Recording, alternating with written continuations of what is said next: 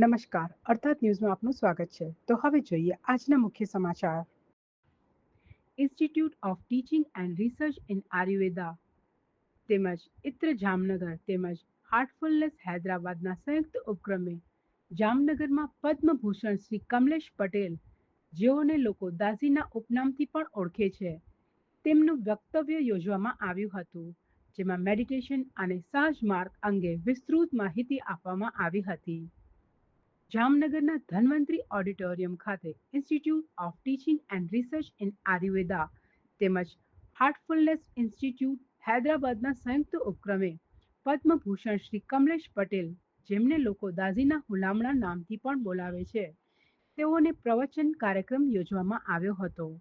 આ કાર્યક્રમમાં જામનગર શહેર ઉપરાંત આજુબાજુના ગ્રામ્ય વિસ્તારોમાં પણ બહોળી સંખ્યામાં પ્રબુદ્ધ નાગરિકો ઉપસ્થિત રહ્યા હતા. પદ્મભૂષણ કમલેશભાઈ પટેલના જીવનના તારણો વચ્ચે શાંતિ અને મેડિટેશન અંગે વિસ્તૃત માહિતી પૂરી પાડી હતી, તેમજ લોકો દ્વારા પૂછવામાં આવેલા પ્રશ્નોના પણ ખૂબ સરળ ભાષામાં ઉત્તર આપ્યા હતા. સમગ્ર કાર્યક્રમ દરમિયાન આયુર્વેદિક યુનિવર્સિટી મિત્ર તેમજ હાર્ટફુલનેસ સોસાયટી ઇન્સ્ટિટ્યૂટના આગેવાનો ઉપસ્થિત રહ્યા હતા. પરંતુ એ વિષયમાં આપણું મન જતું જ નથી. કોણ સાંભળે કે આપણને હંમેશના માટે કે આ કરીને આ ના કર. आयुर्वेद शिक्षण एवं अनुसंधान संस्थान राष्ट्रीय महत्वનું संस्थान आयुष मंत्रालय भारत सरकार તેમજ હાર્ટફુલનેસ મેડિટેશન સેન્ટર હૈદરાબાદના સંયુક્ત ઉપક્રમે હાર્ટફુલનેસ અને રામચંદ્ર મિશનના ચતુર્થ માર્ગદર્શક એવા પદ્મભૂષણ શ્રી કમલેશભાઈ પટેલ, જેને પ્રેમથી સૌ દાજી તરીકે ઓળખે છે, એમનો ગુજરાતનો પ્રવાસ થયો અને એ પ્રવાસ દરમિયાન તેઓ જામનગર પણ આવવાના હતા. એ સંદર્ભે એમની સાથે થયેલ વાતચીત અને સંસ્થાના હોદ્દેદારો સાથે થયેલ વાતચીતના અનુસંધાને ધન્વંતરી મંદિર ઓડિટોરિયમમાં આજે એટલે કે 8 તારીખે ગુરુવારે સાંજે 5 વાગ્યાથી 6:30 વાગ્યા સુધી સહજ યોગ રાજમાર્ગનો જે એક પ્રકાર છે, જે શ્રી રામચંદ્ર મિશન દ્વારા પ્રણીત ચલાવવામાં આવે છે, જેના ગુરુ શ્રી દાજી છે, એમનો એક પ્રથમ દૃષ્ટિએ લોકોને પરિચય મળે, લોકો એનો અનુભવ કરે, એ માટેનો એક કાર્યક્રમ સ્વસ્થવૃત્ત વિભાગ ITRAના સૌજન્ય સાથે અહીંયા આયોજિત કરવામાં આવ્યો. ખૂબ આનંદની વાત છે કે આ કાર્યક્રમમાં હાઉસફુલ મેદની હતી, એટલે એમ સમજીએ કે લગભગ 650થી 700 લોકો, કારણ કે અમુક લોકો તો ઊભા પણ હતા, જે સામાન્ય કાર્યક્રમોમાં આપણને બહુ જોવા નથી મળતી એવી લોકોની અભિરુચિ પણ આ પક્ષમાં હતી. એ ખૂબ આનંદની વાત છે અને સંસ્થા વતી જે લોકો પણ આવ્યા અને સહયોગ આપ્યો એનો અમે આભાર પણ માનીએ છીએ.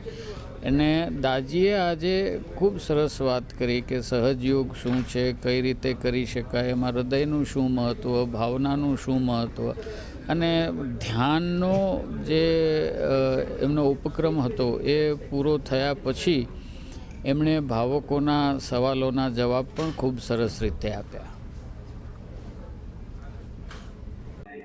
હું દીપાલી સચિત વ્યાસ જામનગર હાર્ટફુલનેસ સંસ્થા તરફથી પ્રશિક્ષક છું.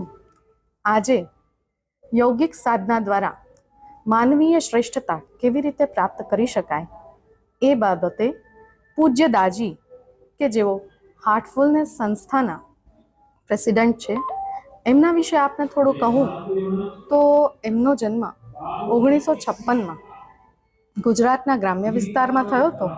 તેઓ સફળ ફાર્માસિસ્ટ તરીકે અમેરિકામાં હતા. સાથે સાથે ધ્યાનનો અભ્યાસ કરીને એમણે માનવીય શ્રેષ્ઠતા પ્રાપ્ત કરી છે. તો એ બાબતે કઈ રીતે કરી શકાય ધ્યાન, અને તે પણ તદ્દન નિઃશુલ્ક, એ વાત અહીં શીખવાડવા આપણને આવ્યા હતા અને ખૂબ જ સરળતાથી ધ્યાન સાવ નિઃશુલ્કપણે સાવ જ મફતમાં કઈ રીતે શક્ય બને છે અને એમાં માનવીય શ્રેષ્ઠતા આપણે પ્રાપ્ત કરીએ છીએ તો એ સમજાવવા અને એનું દ્રષ્ટાંત આપવા આવ્યા હતા. તો અમને બધાને ખૂબ જ ગમ્યું છે. શહેરના પ્રબુદ્ધ નાગરિકો એમણે અહીં ધન્વંતરી ઓડિટોરિયમમાં આ બાબતે લાભ લીધો અને ખૂબ જ એ લોકો પણ સમૃદ્ધ થયા આ જ્ઞાનથી. Thank you. આગામી 15મી ઓગસ્ટને અનુલક્ષીને સમગ્ર વહીવટી તંત્ર દ્વારા તડામાર તૈયારીઓ કરવામાં આવી રહી છે. ત્યારે હર ઘર તિરંગા યાત્રા અભિયાનને સફળ બનાવવા પોલીસ તંત્ર પણ કાર્યમાં જોડાયું છે.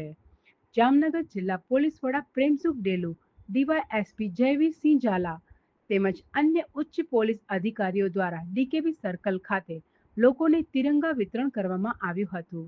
હર ઘર તિરંગા યાત્રા અભિયાનમાં જામનગર જિલ્લા પોલીસ તંત્ર દ્વારા જિલ્લાના દરેક પોલીસ સ્ટેશને સ્થાનિક લોકોને તિરંગા વિતરણ કરવામાં આવ્યું હતું.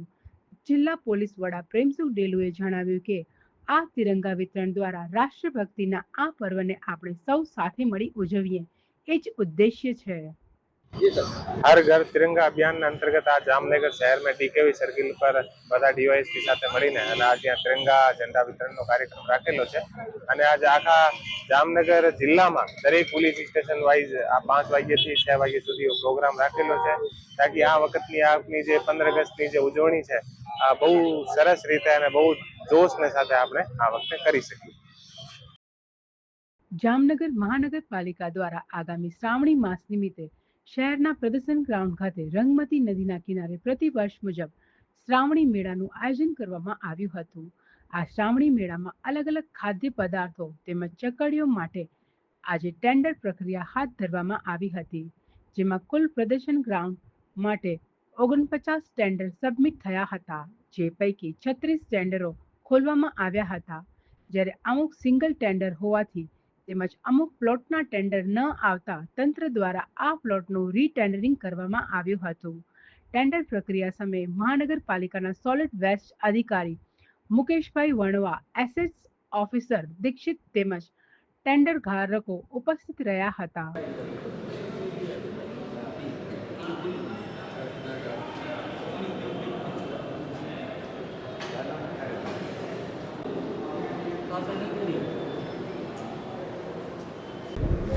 જામનગર મહાનગરપાલિકા દ્વારા દર શ્રાવણ માસમાં મેળાનું આયોજન કરવામાં આવે છે, જેમાં એક મેળો જે છે એ પ્રદર્શન ગ્રાઉન્ડ ખાતે અને બીજો મેળો છે નદીના પટમાં કરવામાં આવતો હોય છે.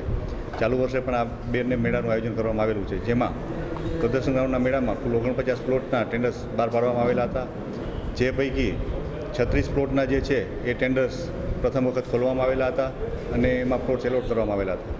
બીજા જે 13 પ્લોટ્સ બાકી છે એના રીટેન્ડર કરવામાં આવેલા હતા, જેનું આજ રોજ ખોલવાની કાર્યવાહી હાથ ધરવામાં આવેલી છે. રંગમતીનો જે મેળો છે એના ટેન્ડર પણ પ્રથમ વખત જ ખોલી દેવામાં આવેલા હતા. આજ રોજ 3 ટેન્ડર આવ્યા છે, જેમાં પ્રથમ વખત સિંગલ ટેન્ડર આવેલા હતા, 3 પ્લોટના ટેન્ડર આવેલા જ ન હતા અને 7 પ્લોટ છે એમાં નિયમ અનુસાર ટેન્ડર ના આવતા એમાં પણ રીટેન્ડર કરવામાં આવેલા હતા. આ કુલ 13 પ્લોટ માટે કુલ 41 ટેન્ડર જે છે ઉપાડવામાં આવેલા હતા, જે પૈકી 28 ટેન્ડર છે પરત આવેલા છે, જેની હાલે ખોલવાની કાર્યવાહી ચાલુ છે. તો આ હતા આજના મુખ્ય સમાચાર. અમારી અર્થાત ચેનલને ફેસબુક, યુટ્યુબ ઉપર લાઇક કરો, શેર કરો અને સબસ્ક્રાઇબ કરો.